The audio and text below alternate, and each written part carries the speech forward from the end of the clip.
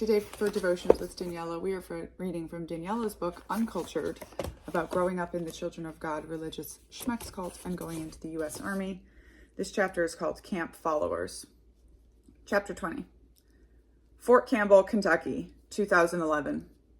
The contractor, a man with a thick Texas drawl and wearing the Army symbols former combat arms guys stitched to their ball caps to display their Army resume, addressed the gaggle of soldiers who'd wandered over to his station.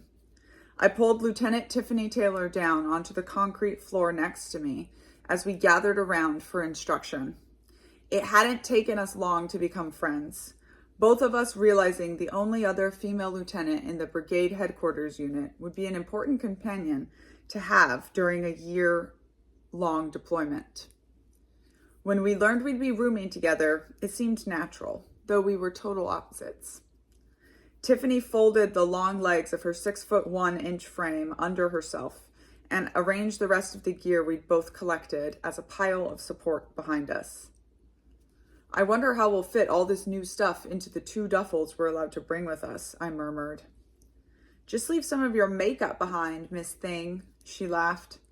Since the divorce and my move to Fort Campbell, I'd begun to shift out of what other soldiers degradingly called my D word for lesbian phase.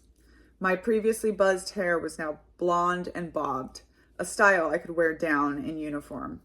I also spent time at the makeup mirror putting on my face every day, trying hard to look both professional and just a little bit older than 23. Tiffany couldn't have been less concerned. Her brown hair pulled back in the ubiquitous Army bun and her fresh face ready to take on any challenge.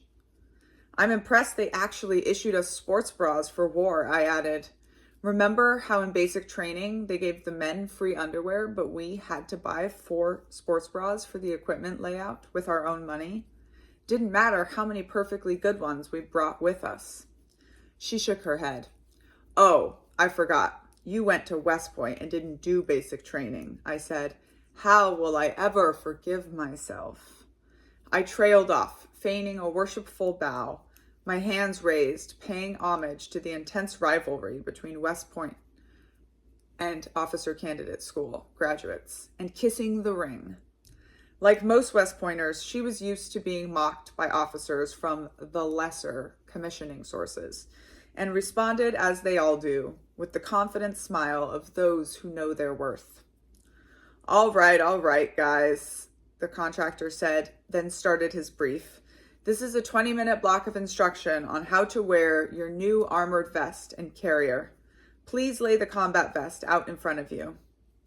Leaning some of my weight on Tiffany, I zoned in and out, knowing that the first several times I put the equipment on would be a disaster. Then a sergeant or someone else on the intelligence team, great at the roughing it parts of soldiering, would step up and square away the poor lost second lieutenant. Sweating through layers of winter gear, my eyes started to droop, closed, as the stuffiness of the old warehouse set in. Scared of falling asleep in front of everyone, I shook myself and tuned back into the speaker. So the thing is, he said, holding up a heavy square plate the size of a laptop computer, rotating it lengthwise in front of his chest, and then pulling it snugly against himself. When you put your vest on and this is mounted correctly, y'all all want to make sure that this piece of Kevlar is sitting no more than an inch away from your center of mass. In a firefight, you gotta protect your vital organs, and that's how. When you lose weight, which you will, because the food in the sandbox is shit, y'all need to make sure you get a new vest from Damage Exchange. This is the most important thing any of you will hear today. He paused briefly and stamped his foot, the universal Army gesture to command special attention. If there's too much space in between the plate that stops the bullet and your big old bellies, then the impact of the bullet hitting this here Kevlar can concuss your insides, and they'll be sending those purple hearts home to your families instead of pinning them on you. Y'all hearing me? The fit makes a big difference in whether you get killed by a fucking raghead over there or not. I had stopped cringing a long time ago at words like raghead that everyone threw around constantly. Like anything, if you hear it long enough, you stop hearing it. Don't hate, I reminded myself. Around me, everyone sat up a little straighter, holding their own bulletproof plates tighter, examining the measurement. I didn't need to hold mine up to realize I had a problem. So did Tiffany and every other woman. Excuse me, sir, I raised my hand, even though I didn't want to, knowing how this conversation would probably go.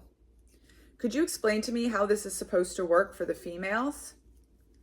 He blinked 2 rounded eyes at me, all pretense of joviality gone. Come again, LT? He drew out the letters. This here's armor, doll. It has nothing to do with your gender. You're going to want it to stop bullets, not buy you dinner. Yes, I understand the whole not wanting to get shot part, I said as I rose. But can I demonstrate one issue? A rather small one in my case. I shed my fuzzy green overcoat and army combat uniform jacket and turned to face him. Nothing ever fit a woman right in the army. I wore my extra small men's uniform pants hiked up to the narrowest part of my waist to prevent them from falling off me when I walked. Even for a girl like me, no curves at all, I said, ignoring the tightening feeling inside my chest as I drew attention to my bust. A plate like this, I pulled it tighter, is going to give a pretty wide gap between my vital organs and the Kevlar. I've got boobs, a bit of a blocking system built in here. I pivoted to the right, showing him the gap of nearly 3 inches between the plate and my midsection. The contractor scratched his head. I see what you're saying, LT, but I don't know what to tell you.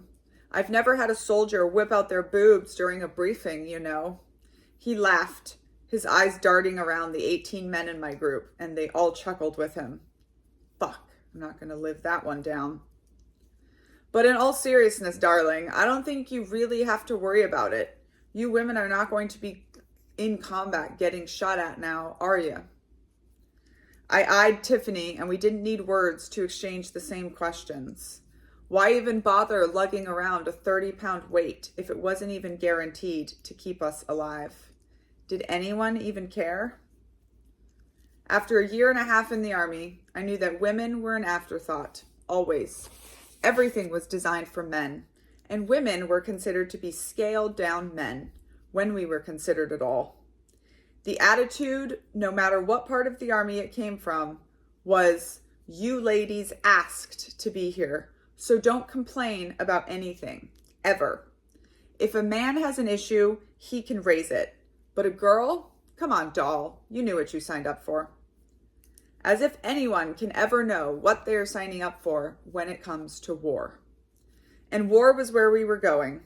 I'd arrived at my unit made up of 3,000 helicopter pilots, crew, and all the staff who supported them, responsible for troop movements, close air support of troops in combat, and conducting medical evaluations or body retrieval of wounded troops and fallen heroes. Not that I knew any of that. I'd be going off to war on a team whose mission I did not completely understand. To do a job I knew I had only the faintest idea how to do.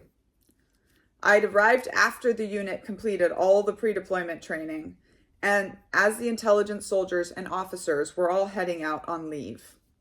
While my new unit, trained up and ready, was spending time with loved ones they wouldn't see for a year, I spent my days on the base, same as I'd done with any free time I'd had during the intelligence course.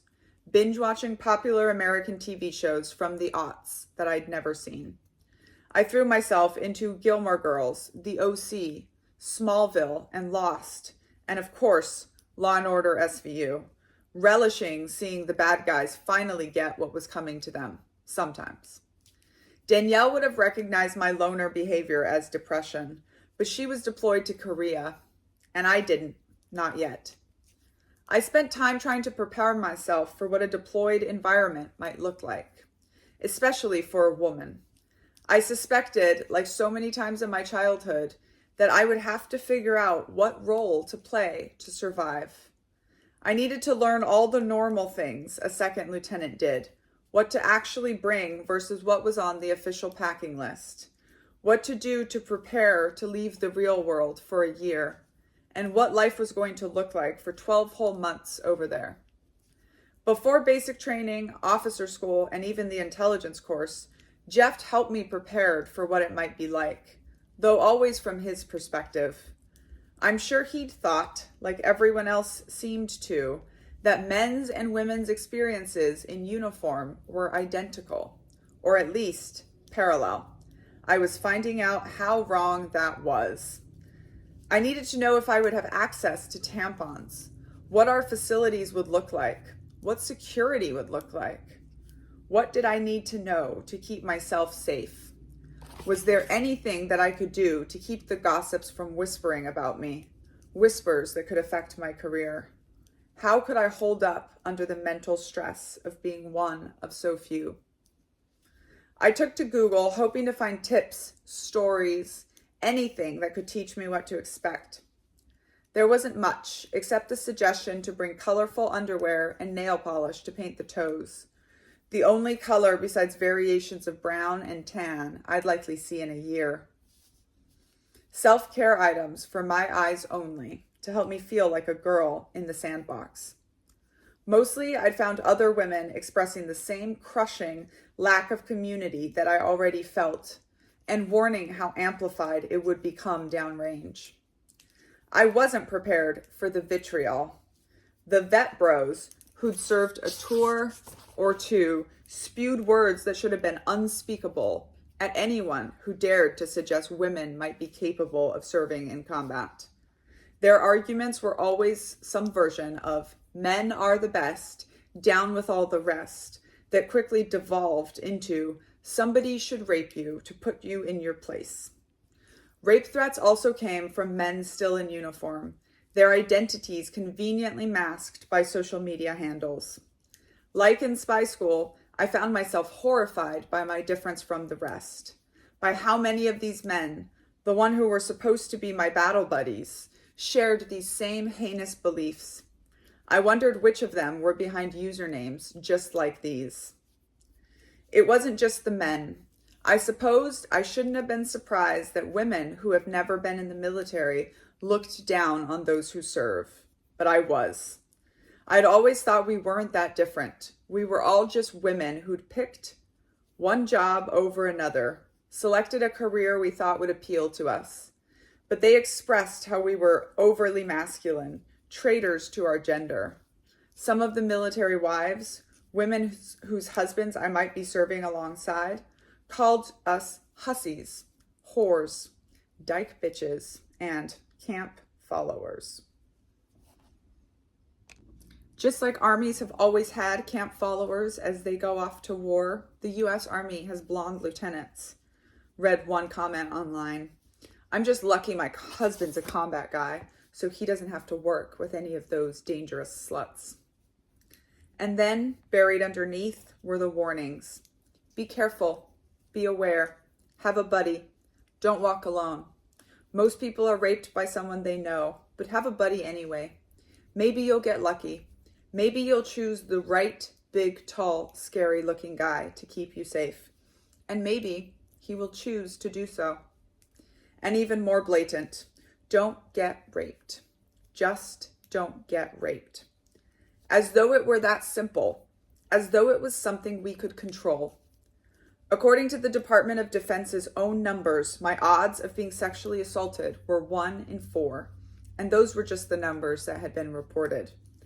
Don't go anywhere without your rifle. Never mind that they'll have them too, and be better trained to use them. Keep your head down. Don't draw attention to yourself. And whatever you do, do not question the system that makes it this way. My boss, the brigade's senior intelligence officer, Captain Dixon, threw a magazine in my lap one day when we sat around the office with everything packed, counting down the days and hours until we got on the aircraft to leave. Here, read this, he said. Let me know if you have any questions. The article was about the sexual assault of women in uniform, how dangerous it was for those deployed to Iraq and Afghanistan. Words like rape alley jumped off the pages. Numbers swam in front of my eyes, forming the word problems as though there would be a test later.